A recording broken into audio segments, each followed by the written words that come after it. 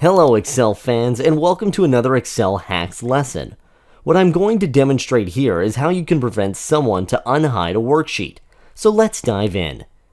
You can hide any worksheet in a workbook to remove it from view. Hiding a worksheet that contains sensitive data is very easy.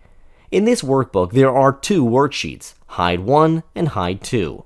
Let's suppose you want to hide the first sheet. Simply right-click on this sheet and select Hide. Notice that it is removed from the tab bar. The problem is that this technique is not so secret, and someone who is an experienced Excel user can right-click on any tab and select the Unhide option. It opened a small window with a list of the hidden sheets. I have only one hidden sheet, and this is Hide 1. Highlight it and click OK. So the bottom line here is that this method is not so safe. To unhide a worksheet with a secured method, you have to use Visual Basic.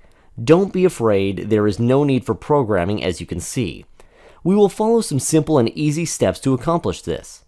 First of all, press Alt plus F11 to open Visual Basic Editor. Look at the project window. Find the name of the workbook, and then look for the name of the sheet, which is Hide 1 in our case. Click it and notice that it displays the properties in the Properties window.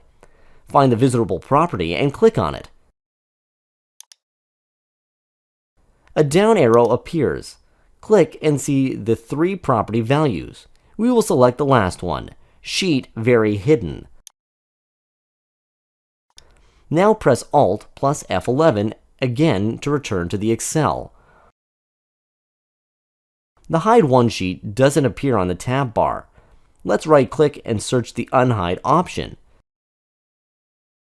Look, it's colored gray, which means that we can't select it. Now how cool is that?